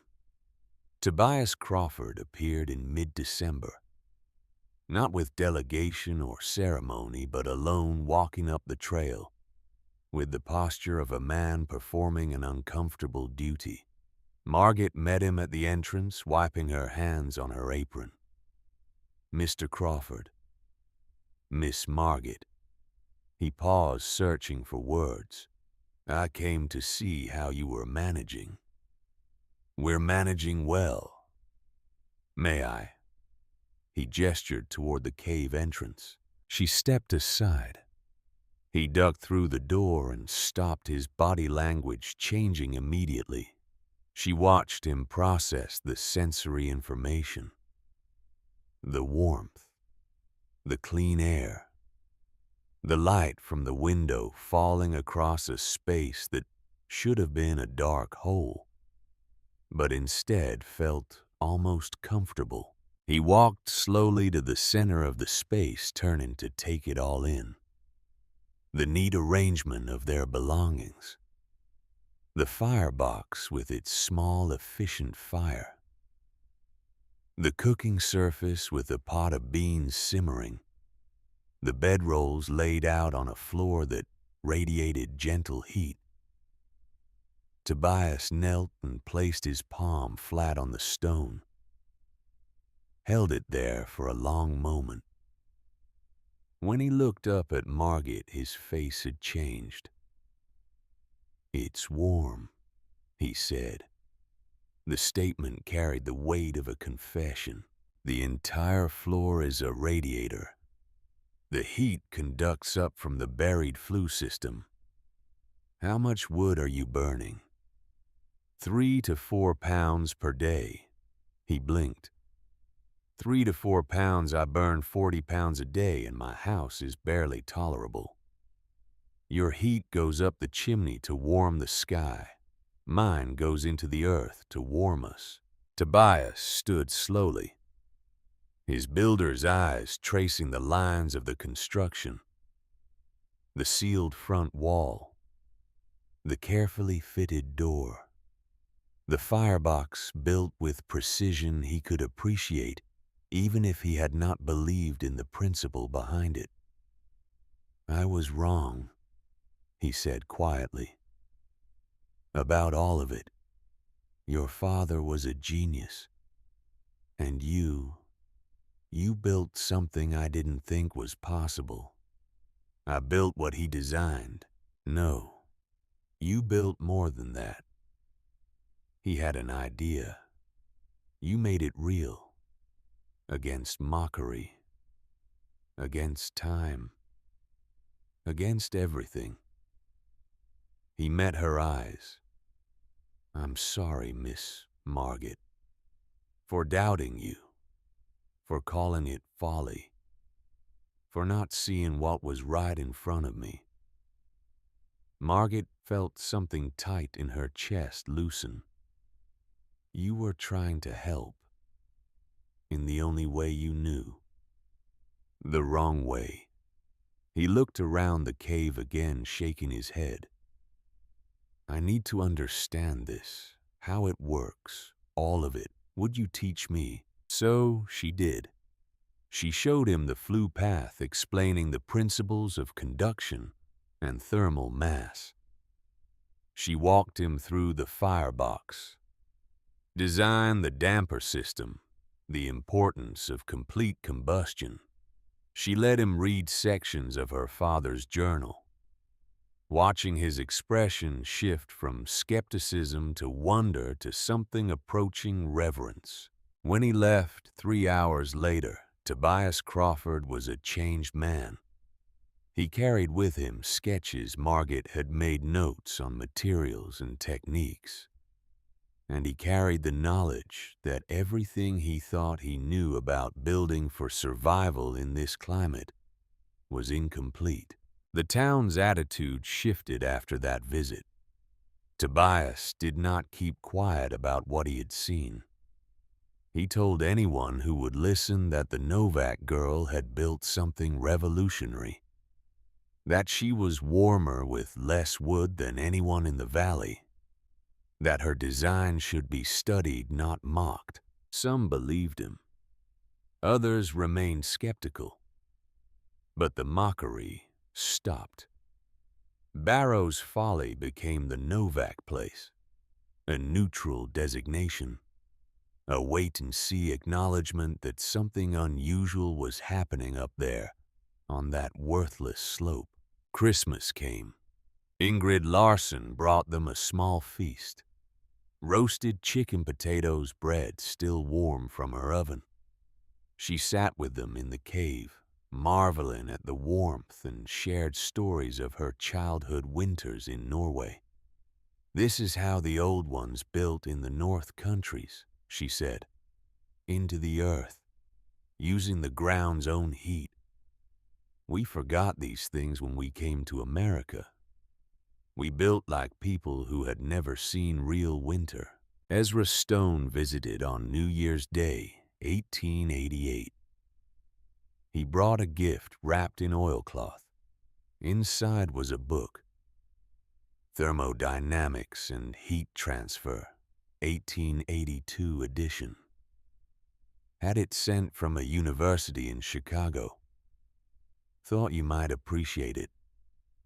Margaret opened it carefully, her breath catching at the equations and diagrams. Knowledge. More knowledge.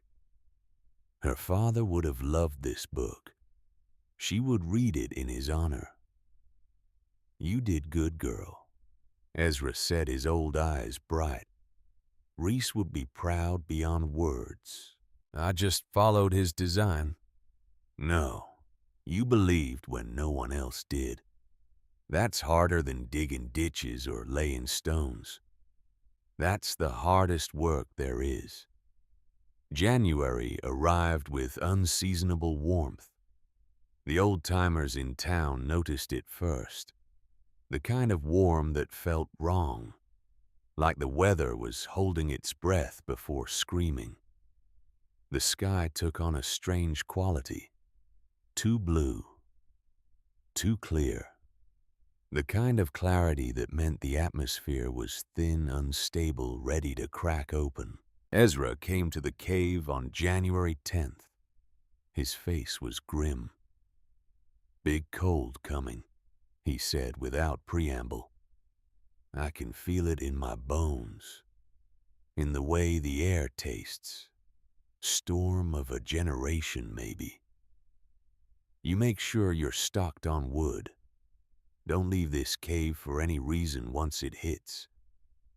How do you know? 40 years in this country. I've seen weather like this twice before. Both times people died.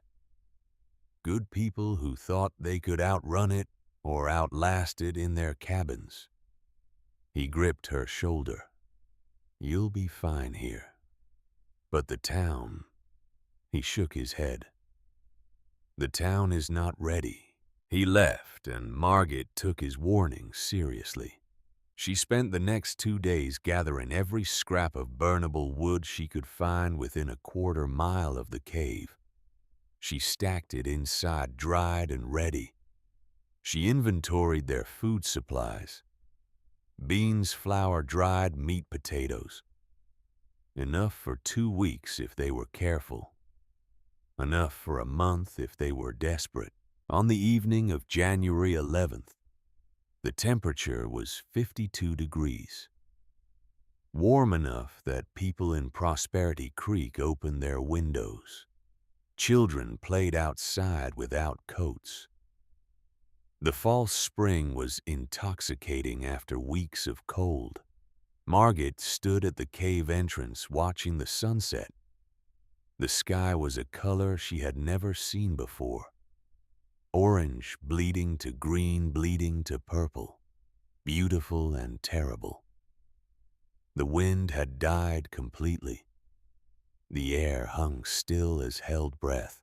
Mama, she said quietly, tomorrow we don't leave the cave for any reason, no matter what.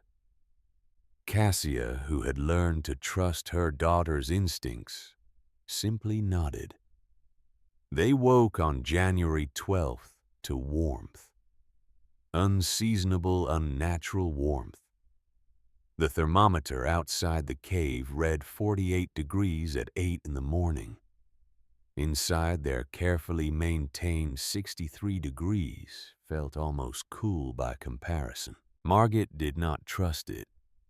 She stoked the fire, adding extra wood, checked the seals on the door and window, filled every container they owned with water from the spring she had learned to access through a crack in the cave wall. At 11 o'clock, the wind arrived. It did not build gradually. It arrived all at once like a door being kicked open. One moment stillness. The next, a roar that made the cave walls vibrate.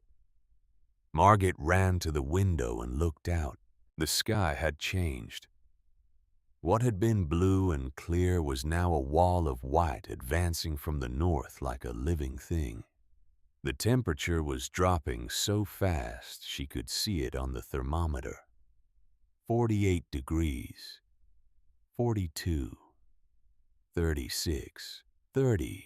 The snow hit 15 minutes later, not flakes. A solid horizontal wall of white driven by wind that screamed across the landscape at speeds no human or animal could survive in. Visibility dropped to zero. The world outside the window became a white void, howling and furious. The temperature plummeted. 20 degrees. 10. 0. -10. Inside the cave, Margit and Kasia sat and listened to the storm trying to claw its way in. The door shook, but held. The window rattled but did not break. The wind found every tiny crack in the wall construction, forcing through a fine powder of snow that sublimated in the warm air before it could hit the ground. But the warmth held. The thermal battery they had spent 2 months charging did not notice the storm. The massive amount of heat stored in the earth beneath their feet continued to radiate up through the stone floor, maintaining the temperature at a steady 63 degrees.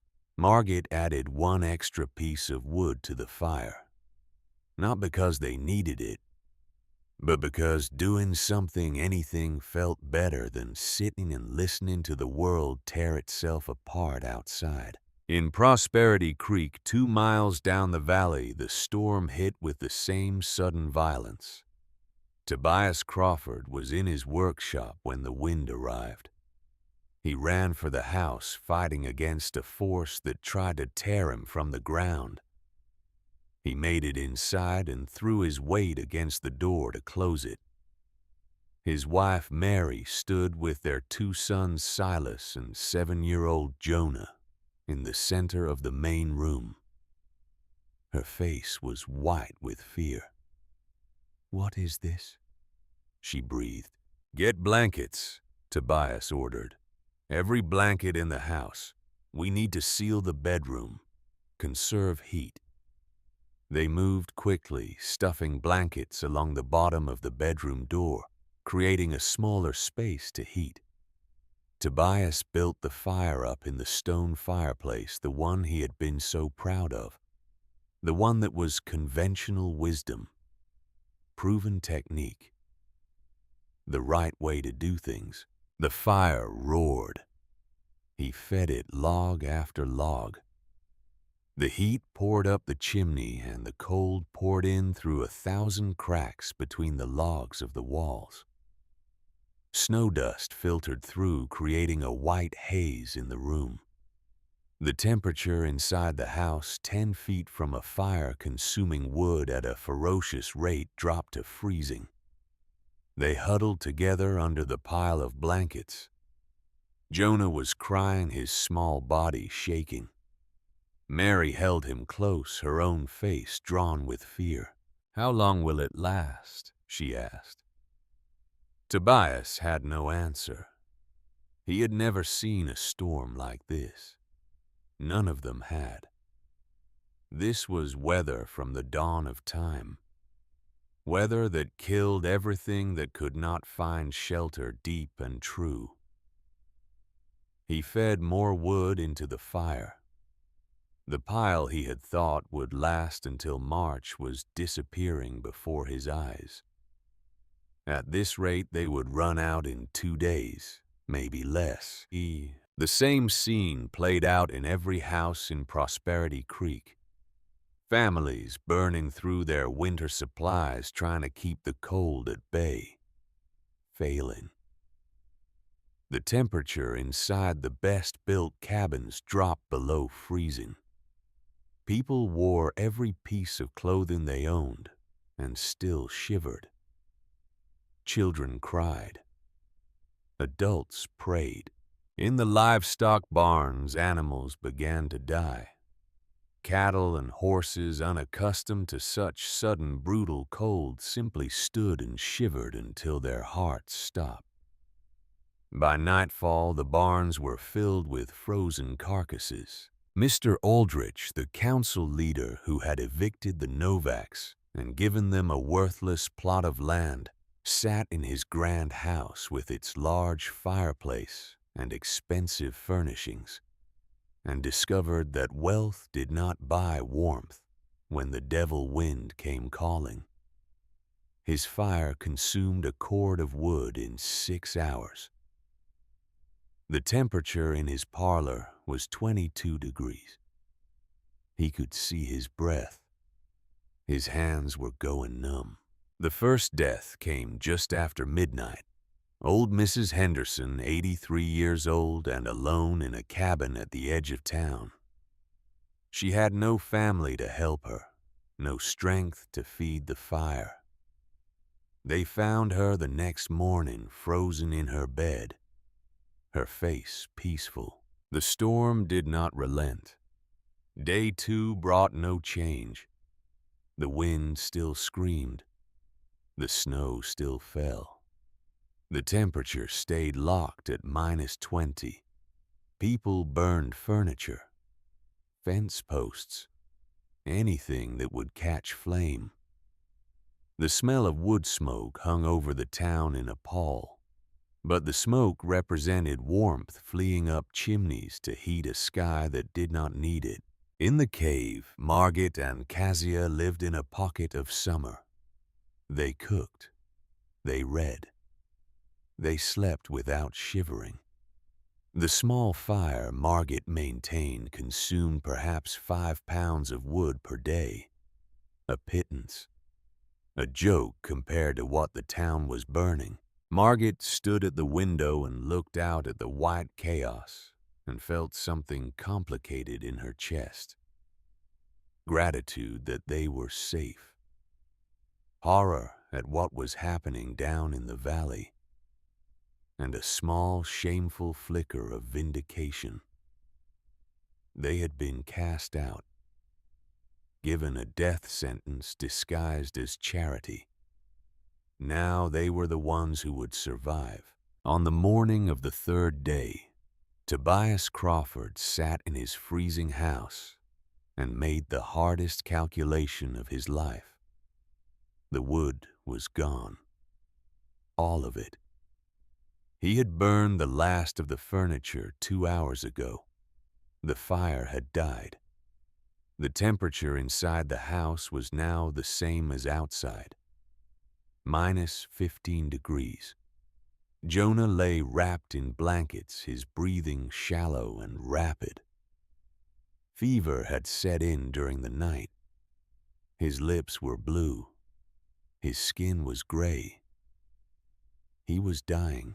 Mary looked at her husband with eyes that held no accusation, only a terrible understanding. They were out of options. "The cave," Tobias said. The words felt like pulling out his own teeth. "The Novak place. Can we make it? It's 2 miles in this storm. We have to try, or we die here." He bundled Jonah in every scrap of fabric they had, wrapped Mary and Silas the same way. Then he stepped out into the storm. The wind hit him like a physical blow. The cold was a living thing that found every exposed inch of skin and tried to kill it. He could not see 5 feet. The world was white howl and killing cold. But he knew the way. Had walked it a dozen times. He put his head down and fought forward 1 step at a time. Mary followed carrying Jonah. Silas clung to his father's coat. The journey that normally took 40 minutes took 3 hours. 3 hours of moving through a white hell, fighting for every step. The cold trying to pull them down. and bury them. Tobias's face went numb. His hands inside thick gloves lost feeling. His lungs burned with every breath of air cold enough to freeze tissue. He had no idea if they were going the right direction. No landmarks visible, no trail to follow. He navigated by instinct and desperation and prayer. Then, through the howling white, he saw it. A faint, darker shape. The cave entrance. The wooden wall he had mocked. The window with its gentle glow of candlelight. He stumbled forward and pounded on the door with fists that could barely feel the impact. The door opened. Warmth poured out like water.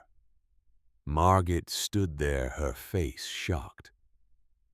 Mr. Crawford, he could not speak, could not form words through lips frozen and cracked.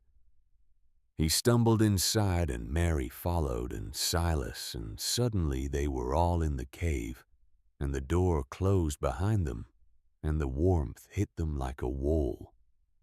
Tobias fell to his knees. His family collapsed around him. For a long moment, none of them could do anything but shake and gasp and feel the life slowly returning to frozen extremities. Margaret and Cassia moved with quick efficiency. They stripped the frozen outer layers from their visitors, wrapped them in blankets, moved them closer to the firebox. Cassia prepared hot tea. Margaret examined Jonah, her face serious. "He needs to warm up slowly," she said. "Too fast and we could kill him. Keep the blankets on, but not too many. Let his body find its own temperature." Tobias finally found his voice. It came out as a croak. "How? How what? How are you this warm? How is this possible?" Margaret looked at him. This man who had doubted her mocked her, tried to save her from her own foolishness. This man who had just nearly died proving her right. "The smoke paid rent," she said quietly. "The earth remembered." Tobias put his hand on the stone floor. It was warm, not hot, not even particularly warm, just warm enough. Warm enough to mean the difference between life and death. He felt that warmth soaking into his frozen palm, and something inside him broke. He began to cry.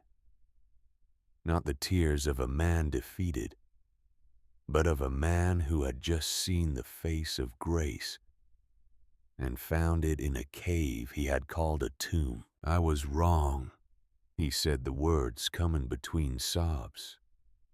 "I was so wrong about everything. I thought I knew. I thought 40 years of building gave me the right to judge.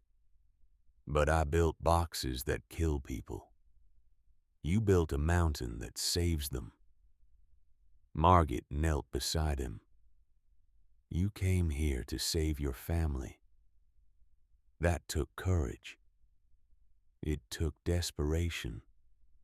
And the memory of watching you work.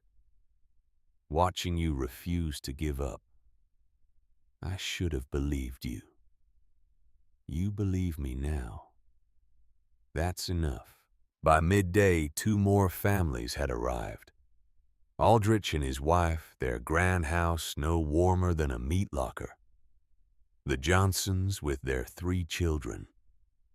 All of them half frozen, desperate, having heard that the Crawford family had gone to the cave and not returned.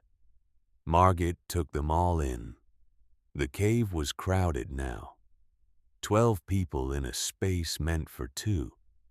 But 12 people at 63 degrees were infinitely better than 12 people dying in their own homes. She rationed the food carefully, showed them where to sleep, asked them to use water sparingly. The small fire that had been adequate for 2 people was still adequate for 12 because the heat was not going up a chimney. It was going into the earth, and the earth was giving it back. That night, crowded together in the stone chamber, the families of Prosperity Creek learned what real shelter meant. Not 4 walls and a roof. Not conventional wisdom and accepted technique. But understanding. Working with nature instead of fighting it. Building to harness the patient eternal warmth of the earth itself. Jonah's fever broke during the night. He woke asking for water, his color returning. Mary Crawford cried silent tears of gratitude, holding her son close. The storm finally broke on the 4th day. The wind died. The snow stopped. The sun emerged into a sky so blue it hurt to look at. The temperature stayed brutal, -25 in the clear, still air. But the active killing had stopped. Tobias was the first to venture out. He walked down to Prosperity Creek, his feet breaking through 3 feet of snow with every step. What he found made his heart sink. The town was devastated. 4 people dead. Most of the livestock gone. Every family burned through their entire winter wood supply in 3 days. Houses sat cold and dark, their inhabitants having fled to relatives or huddled together for warmth. His own house was a tomb of ice. The water in the bucket by the door was frozen solid. The temperature inside was -10 degrees. If they had stayed, they would all be dead. He returned to the cave and told Margaret what he had seen. The town needs help. They need heat. They need what you have here. What I have is for my mother and me. I know. And I'm not asking you to give it up. I'm asking you to teach me. Teach all of us. How to build this. How to make our homes work the way this works. Margaret looked at him for a long moment. Then she pulled out her father's journal. This is everything. The principles, the calculations, the techniques. But it will take time to implement. And I won't do it alone. If I teach you, you have to help. All of you. Tobias nodded. We'll help. Whatever you need. Then we start by teaching you to think like my father did. Not as a builder of boxes, but as someone who understands heat and stone and time. The weeks that followed were a masterclass in humility and learning. Tobias Crawford, master builder, sat at the feet of a 16-year-old girl and learned that everything he thought he knew was incomplete. She taught him about thermal mass, about the difference between radiation convection and conduction, about heat sinks and heat sources and the patient battery of the earth. He took notes, asked questions, challenged assumptions not from arrogance but from a genuine need to understand. And slowly, grudgingly, his worldview shifted. Wood was not unlimited. Conventional wisdom was not always wise. The old ways were not always the best ways. By the time the families returned to their homes in late January, Tobias had drawn up plans for retrofitting every house in Prosperity Creek, not with Margaret's exact system that required a cave and specific geology, but with the principles. Thermal mass hearths, underground flue runs where possible, thick stone floors that could absorb and radiate heat, sealed walls that prevented the cold from stealing warmth. Spring came late that year. But when it came, the town began to rebuild. Tobias led the effort, but Margit was his consultant. She reviewed every design, corrected mistakes, explained the physics when someone did not understand why a particular technique mattered. She became the town's engineer, the keeper of knowledge that had saved them all. The Novak hearth, they called it. Some abbreviated it to the Novak system. But everyone knew what it meant. Heat that did not flee up chimneys. Warmth that came from understanding the earth rather than fighting it. By summer, half the houses in Prosperity Creek had been retrofitted. By the following winter, all of them. The town's wood consumption dropped by 70%. Houses were warmer with less work, less cost, less waste. Word spread. Engineers came from Helena, from Denver, from as far as Chicago to study what the town had built.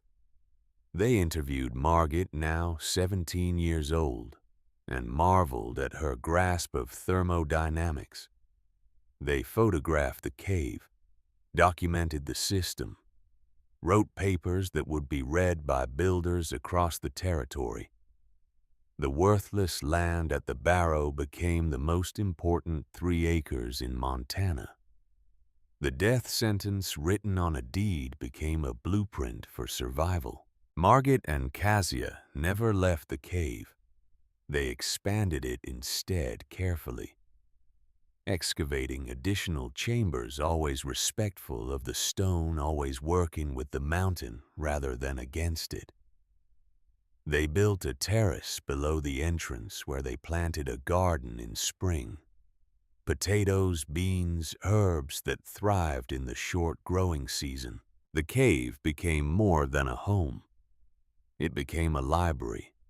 Margit collected books on engineering, geology, thermodynamics. She studied with a hunger that would have made Reese proud. And she taught. Young people from the town came to learn. She showed them how to read stone, how to think in terms of heat and time, how to see the world as a system of energy flowing from hot to cold. She never married. When people asked why, she said she was married to the work, to the knowledge, to the mission of making sure what her father had understood did not die with him. Years passed. The town prospered. The Novak hearth became standard practice not just in Prosperity Creek, but throughout the Montana Territory. Then, throughout the western states. Builders who had learned from Tobias, who had learned from Margit, who had learned from Reese, spread the knowledge like seeds on the wind. On a spring day in 1928, 40 years after the Great Blizzard, an old woman sat outside a cave on a hillside and watched the valley below. She was 57 years old. Her hair was more gray than brown. Her hands were still strong, still capable, marked with the scars of a lifetime spent working with stone and earth. A young man climbed the trail to her terrace. He wore a suit and carried a leather satchel. He had the look of someone from the city, educated and eager. "Miss Novak?" he asked. "Just Margit," she said. "Miss makes me feel ancient." "I'm David Morrison. I'm writing my thesis on the development of radiant floor heating systems in America. The university said I should talk to you." Margit smiled. "Did they tell you I live in a cave? They said you pioneered thermal mass heating in residential applications. That modern radiant systems owe their theoretical foundation to your work." "Not my work, my father's." She gestured for him to sit. What do you want to know? They talked for hours. She showed him the original journal. The pages now yellowed and fragile, but the diagrams still clear. She walked him through the system, explaining how the first fire had taken all night to warm the stone, how the doubt had nearly broken her, how the mountain had finally remembered. "Why did you do it?" he asked. When everyone said it was impossible, Margaret was quiet for a moment. Then she turned to the last page of her father's journal and showed him the words written there. "The tree fights the wind and breaks. The mountain does not fight the cold. It absorbs the sun and remembers its warmth. Be the mountain." That was his advice. It was his legacy. He understood that nature doesn't need to be conquered. It needs to be understood, worked with, respected. The people in town fought the winter with brute force, burned mountains of wood trying to heat the sky. We worked with the earth, let it hold the warmth we needed. And it saved your life. It saved a lot of lives, and it taught a valuable lesson. She looked at the young man with eyes that still carried the fierce intelligence of the girl who had dug a trench against mockery and time. The world will always tell you the conventional way is the only way, that the accepted wisdom cannot be questioned, that trying something new is foolishness. But the knowledge you need to survive, to thrive, to truly live, that knowledge is often buried, hidden, waiting for someone stubborn enough to dig for it. The young man wrote furiously in his notebook, "This will be the centerpiece of my thesis. The Novak hearth as the foundation of modern thermal engineering." "Call it the Reese-Novak system," Margaret said quietly. "He deserves the credit. I just had the stubbornness to believe him when everyone else said he was wrong." After the young man left, Margaret sat alone on her terrace and watched the sun set over the valley. The town below had changed, grown, prospered. But every house in it still carried the knowledge that had started in a cave on a worthless hillside. She thought about her father, dead 42 years now, wondered if he could see what his daughter had built from his design, wondered if he knew that his understanding of stone and heat and the patient breath of the earth had changed the way an entire territory thought about survival. She picked up his journal, held it close. The leather was worn smooth from decades of handling. The pages were filled with his handwriting, his diagrams, his careful observations about the deep truths of the world. "I was the mountain papa," she said quietly to the wind and the stone and the memory of a man who had loved both. "Just like you told me to be. I didn't fight the winter. I remembered your warmth. And I will keep remembering, for as long as I'm here." The sun dropped below the peaks. The temperature began to fall. But inside the cave behind her, the fire burned small and steady, and the earth held its heat, and the system her father had designed and she had built continued its quiet work of turning cold stone into living warmth. The mountain remembered. It always would. That was the nature of stone and time and knowledge, passed from father to daughter, to the generations that followed. Some things once learned could never be forgotten. Some warmth once absorbed radiated outward forever, touching lives and changing the world in ways that could never be fully measured but would always be felt.